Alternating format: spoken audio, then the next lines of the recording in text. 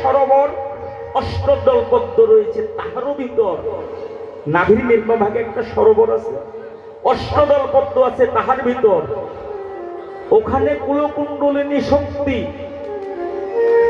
যে শক্তি জীবকে অধঃপতনে নেয়, সে নিজের পুচ্ছ নিজের মস্তক আড়াই পেজ দিয়ে সে নিজের পুচ্ছকে কামড় দিয়ে অধোগতিতে থাকে।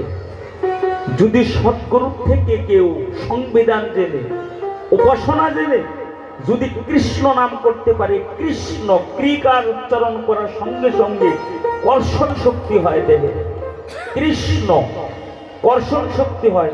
অর্থাৎ এই যে কুলকুণ্ডলিনী শক্তি অধোগতিতে আছে, কৃষ্ণ নামের ধ্বনি শুনে সেটা ঊর্ধ্বগামী হয়ে সহস্রারে মিলন হয়। এই হচ্ছে কৃষ্ণ নাম। এই কৃষ্ণ নাম সাধারণ না, কিন্তু আমরা কি করি, সেই কৃষ্ণ নাম নিয়ে খেলা করি। কৃষ্ণ নাম হচ্ছে আমাদের প্রাণায়াম। কৃষ্ণ নাম এমন করে করতে হবে। নাভির নিম্নভাগে আছে এক সরোবর, অষ্টদল পদ্ম রয়েছে তাহার ভিতর। এই কুলকুণ্ডলিনী শক্তি অধোগামী আছে, কৃষ্ণ নাম উচ্চারণ করলে সেটা ঊর্ধ্বগামী হয়ে সহস্রারে পৌঁছায়।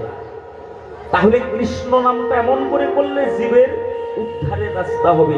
রাধা গোবিন্দ যুগল আমরা সেই সহস্রারে পাবো, কিন্তু আমরা একে নিয়ে খেলা করি। তাই গৌর হরি আমার বলছে, 16 সখা 16 সখী 32 অক্ষর, হরির নাম তত্ত্ব ধর্ম অতি গুরুতর। মাধুর্য মহিমা যেজন জানে, রাধা কৃষ্ণ নিত্য দামে গমন করে। 3 নামে 16 নাম 32টি অক্ষর, বৃত্তি করি কইলা গৌর জগত গোচর।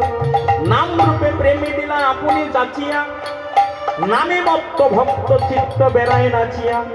করুণায় কল্পতরু এই হরির নাম, কামনায় পাবি মুক্তি প্রেম বজ ধাম। সংক্ষেপে কহিল এই হরির নামের তত্ত্ব, জীবেরই দুর্লভ প্রেমের মাহাত্ম্য। হরি বল হরি বল।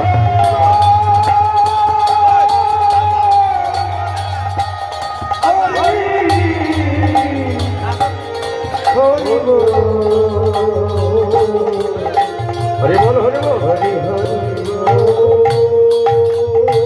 16 সখা 16 সখী 32টি অক্ষর, বৃত্তি করি কইলা গৌর জগত গোচর। প্রেম রূপে নাম দিলা আপনি যাচিয়া, নামে মত্ত ভক্ত চিত্ত বেড়ায় নাচিয়া। করুণায় কল্পতরু এই হরির নাম, কামনায় পাবি মুক্তি প্রেম বজ ধাম। সংক্ষেপে কহিল এই হরির নামের তত্ত্ব, জীবেরই দুর্লভ প্রেমের মাহাত্ম্য। এই হচ্ছে কৃষ্ণ নাম। আর আমরা যে হরি বল বলি, সবাই বলি হরি বল হরি বল। হরি হকার আর রি, এই হরির নাম আর কৃষ্ণ নাম কিন্তু একটু আলাদা। হরির নাম এই যে এখানে যজ্ঞ করছে, ওখান থেকে কিন্তু হরির নামের উৎপত্তি হয়েছে। আবার দেখবেন বিভিন্ন গায়করা বলবে যে যজ্ঞ করা চলবে না। তাহলে শুনুন, পৃথিবী যখন নিরাকার ছিল, পৃথিবী নিরাকার, তখন আদি ক্ষীরসাই ব্রহ্মা বিষ্ণু মহেশ্বরকে সৃজন করেছে। ব্রহ্মাকে স্থান দিয়েছে ব্রহ্মলোকে, শিবকে স্থান দিয়েছে কৈলাসে, বিষ্ণুকে স্থান দিয়েছে বিষ্ণু লোকে নয় বৈকুণ্ঠে। আর আদি ক্ষীরসাই ভাবিতে ভাবিতে পড়ে গেল এক বিন্দু ঘাম, তাহা হইতে জন্ম নিল জান আদ্যা শক্তি নাম। এই আদ্যা শক্তিটা কেন বানিয়েছে? ব্রহ্মাকে দায়িত্ব দিয়েছিল, ব্রহ্মা তুমি জীব সৃষ্টি করো। ব্রহ্মার ব্রহ্ম দ্বারা জীব সৃষ্টি করবে, কিন্তু কেমন জীব সৃষ্টি করবে? আদি ক্ষীরসাইকে ডাক দিয়ে বলছে, আমি কেমন মানুষ বানাবো, কেমন সৃষ্টি করব? বলছে তুমি আমার নাভির দিকে তাকাও। আদি ক্ষীরসাই নারায়ণ বলছে, আমার নাভির দিকে তাকাও, যে রূপ তুমি করিবে দর্শন, সেই রূপে তুমি মানুষ করো সৃজন। কিন্তু ব্রহ্মার ব্রহ্মত্ব দ্বারা যে মানুষ সৃষ্টি করে, তারা পরব্রহ্মের আরাধনা করে যার যার মতো মিলন হয়ে যায়। পরব্রহ্মের সঙ্গে তারা টিকে না, তারা কেউ টিকে না, তারা সাধনা করে পরব্রহ্মের সঙ্গে মিল হয়ে যায়। তখন ব্রহ্মা এসে ডাক দিয়ে বলছে, আমি তো মানুষ সৃষ্টি করেছি, কিন্তু মানুষ তো টেকে না। তারা তো সাধনা করে পরব্রহ্মের সাথে মিলন হয়ে যায়। বলছে সাধনা করে ব্রহ্মের সাথে মিলন হয়, যার জন্য আমি একটা আদ্যাশক্তি মহামায়া সৃষ্টি করব। জীবের কাছে যখন আসবে সে হবে মহামায়া, আর যখন দেবতার কাছে যাবে সে হবে যোগমায়া। তাই যখন যোগমায়াকে সৃষ্টি করেছে, যোগমায়া গিয়ে ব্রহ্মার কাছে ডাক দিয়ে বলছে, ব্রহ্মা তুমি আমাকে গ্রহণ করো, আমার তো একজন পুরুষ চাই, গ্রহণ করো। ব্রহ্মা বলছে না, তোমাকে যে সৃষ্টি করেছে আমাকেও সেই সৃষ্টি করেছে, আমি তোমাকে গ্রহণ করবো না। বিষ্ণুর কাছে গিয়েছে, বিষ্ণু বলছে আমিও করব না। শিবের কাছে যাওয়া মাত্র শিব বলছে আমি তোমাকে গ্রহণ করতে পারি, কিন্তু তোমাকে যে সৃষ্টি করেছে আমাকেও তো সেই সৃষ্টি করেছে। তাহলে এই যে জন্মের সম্পর্কটা থাকে 108 জন্ম পর্যন্ত, তুমি 108 বার মরো, 108 বার জীবিত হও, তারপর তোমাকে আমি বিবাহ করব। আদ্যাশক্তি মহামায়া বলছে তাহলে তাই করব, কিন্তু তোমার আমাকে গ্রহণ করতে হবে। এই কথা বলার সঙ্গে সঙ্গে আদ্যাশক্তি মহামায়া মারা গেল। কিন্তু পৃথিবী ছিল নিরাকার। এখন আদ্যাশক্তি মহামায়া মারা যাওয়ার পরে তার মৃতদেহটা শিব কি করবে? শিবের অনাহত দলে অর্থাৎ বক্ষে ললাট থেকে রুদ্র আগুন বের করে এই শিবের বক্ষস্থলে দেবীকে ওখানে দাহন করবে। ললাট থেকে যখন রুদ্র অগ্নি বেরিয়েছে হো হো শব্দ করে, ওখান থেকে হ শব্দ, হ হ করে আগুন বেরিয়েছে, ওখান থেকে হ শব্দ। আদ্যাশক্তি মহামায়াকে যখন আগুনের মধ্যে দিয়েছে, রি রি রি রি শব্দ করে করতে করতে আগুনটা নির্বাপন হয়েছিল, ওখান থেকে কিন্তু রি শব্দ। এই যে হ এবং রি, এই হরি শব্দের অর্থ শিবের থেকে, কিন্তু যে শিব ওই কৈলাসে বসে আছে। তাহলে নাম সংকীর্তন করতে হলে আমাদের এই শিবের কুণ্ডের দরকার আছে।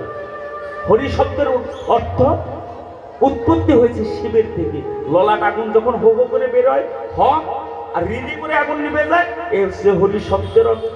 কিন্তু আদ্যাশক্তি মহামায়াকে বক্ষের মধ্যে যখন দাহন করেছে, দাহন করতে করতে 108 বার যখন বক্ষের মধ্যে দাহন করেছে, বক্ষের মধ্যে রুধির পড়া শুরু করলো, রুধির রক্ত পড়া শুরু করলো। আদ্যাশক্তি মহামায়া রক্তটাকে দর্শন করে শিবকে ডাক দিয়ে বলছে, হে প্রভু, তোমাকে পাওয়ার জন্য তোমার বক্ষে এত আঘাত প্রতিঘাতের সৃষ্টি হয়েছে, রুধির পড়ছে, রক্ত পড়ছে, এই রক্ত আমি মাটিতে পড়তে দেব না। আদ্যাশক্তি মহামায়া শিবের বক্ষে রক্ত নিয়ে যখন মাথায় রেখেছে, মাথায় রাখার সঙ্গে সঙ্গে সেটি দিয়ে রক্তখানা টপ টপ করে পড়া শুরু করলো। শিব কি করলো? এই আঙ্গুল দিয়ে সুন্দর করে আবার সেই রক্তটাকে জায়গার রক্ত আবার জায়গায় পৌঁছিয়ে দিল। যার জন্য এখনো কিন্তু বাসি বিয়ের দিন স্বামীদের স্ত্রীকে সিঁদুর পরিয়ে দেয়, এখান থেকে ধাক্কা দিয়ে সিঁদুরটা পরিয়ে দেয়, অর্থাৎ শিবের রক্ত। সেদিন থেকে সিঁদুরের উৎপত্তি হয়েছে। শিব এবং গৌরী, শিল মশায় যারা যারা থাকে তারা দেখবেন গৌর বচনের মধ্যে কয়, ডাইনে গৌরী নাকি পায়ে শিব, সর্বলোকে বলল হরি হরি, ডাইনে শিব পায়ে গৌরী, সর্বলোকে বলল হরি হরি। সেদিন থেকে বিবাহের এই প্রথাটা শুরু হয়েছে। আর সর্বপ্রথম সিঁদুর দিয়েছিল আদ্যাশক্তি মহামায়া। সিঁদুরের জন্ম হয়েছে শিবের বক্ষ থেকে। তাহলে সিঁদুরের জায়গাটা সিঁদুর জায়গা মতো রাখবেন, আপনারা কেউ নিচে নামানোর ধান্দা করবেন না। আদ্যাশক্তি মহামায়ার মস্তকের ছিল সিঁদুর, যখন পড়া শুরু করলো আঙ্গুল দিয়ে ধাক্কা দিয়ে উপরে তুলে দিল। আর আমরা কি করছি? কাল গুল দেখি সাহেবেরা হরে কৃষ্ণ, আর নিচে নামায় না, এ পর্যন্তই থাকো। এই যে সিঁদুরের জন্ম হলো, সিঁদুরের জন্ম হলো, কিন্তু আদ্যাশক্তি মহামায়া 108 বার জীবিত হলো, 108 বার মৃত্যু হলো। হিসাবটা কেমন করে রাখবে? খাতা কলম তো আর ছিল না। খাতা কলম ছিল না বলে আদ্যাশক্তি মহামায়া এই যে গলার মধ্যে হার আছে, মায়েদের আছে না গলার মধ্যে হার? গলার হার আছে কি?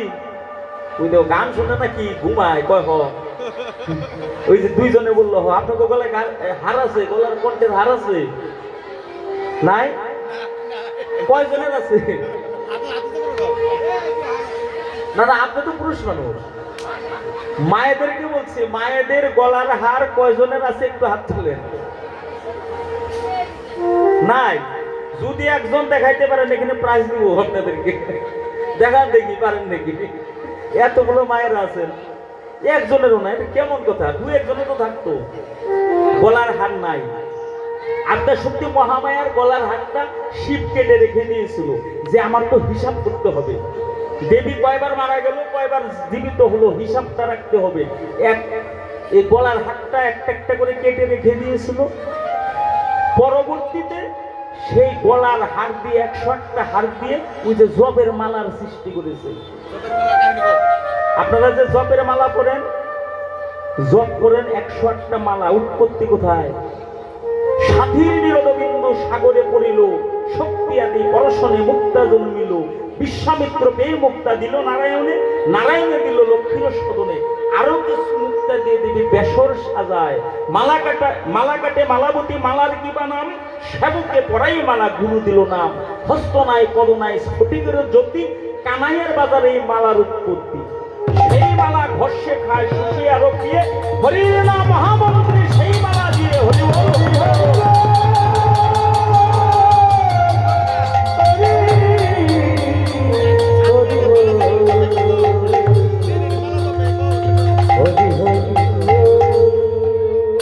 তাহলে হিসাব হয়ে গেল, ওখান থেকে হিসাব করলো 108 বার। কিন্তু দেবী যে মারা গিয়েছে সারা শরীরটা পুরে ছাই হয়েছে, কিন্তু একটা জিনিস পুরে ছাই হয় না। ছাই হয় না, এখনো হয় না। বলেন তো সেই জিনিসটা কি? হ্যাঁ বাহ, বলি বলছে নাভি, নাভি এখনো পুরে না। সারা শরীর পুরে ছাই হয় কিন্তু নাভিটা পুরে না। তৎকালীন সময়ে 3টা সমাধি করত, একটা সলিল সমাধি, একটা মৃত্তিকা সমাধি, এইভাবে 3টা সমাধি করত। বর্তমানও করে। একটা পুকুর কাটে, এর মধ্যে জল দেয়, নাভিটা দেয়, তারপরে আবার মাটি দিয়ে চাপা দেয়। আর শিব কি করেছে? আদ্যাশক্তি মহামায়ার নাভিটা সমাধি না করে হাত দিয়ে ধরে সেই ঢেল দিয়ে ফেলে দিয়েছে নাভিটা। সেই নাভি গিয়ে দেবীদহে পড়েছে। দেবীদহ, যেখানে রাম দুর্গা পূজা করার জন্য 108টা নীলপদ্মের প্রয়োজন, হনুমানকে পাঠিয়ে দিয়েছিল তুমি দেবীদহে যাও। দেবীদহে নীলপদ্ম আছে 108টা, অর্থাৎ দেবীর নাভিপদ্ম থেকে নীলপদ্মের সৃষ্টি হয়েছে। তাহলে যে শিব সর্বপ্রথম বৈষ্ণব, যিনি হরি শব্দের উৎপত্তি, যিনি হরিকে এনেছে, সেই শিবের নামে আমরা জয়ধ্বনি দেব। আর গৌর হরি আমার সেই কৃষ্ণ, হরির নাম বড়ই যে মধুর, যে জন কৃষ্ণ ভরে ভজে সে বড় চতুর। আজ গৌর হরি আমার ওরে খেলায় নদ খেলা, আরে খেলা নদ আমার গোরা বন মালি রে, আরে খেলায় নদ খেলা আমার গৌরা বন মালি, মালি রে, সে যে বন মালি সেজেছে,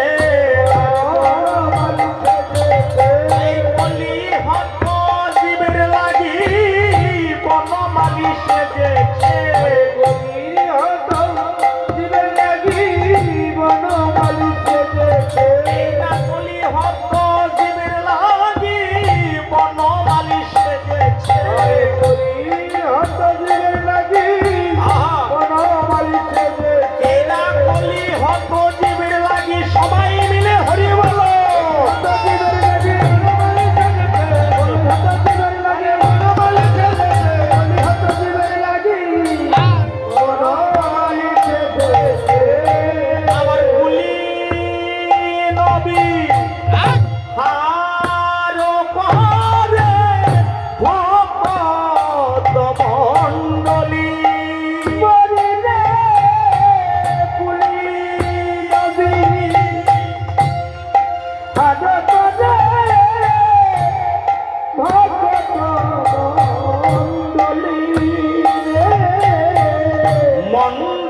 করে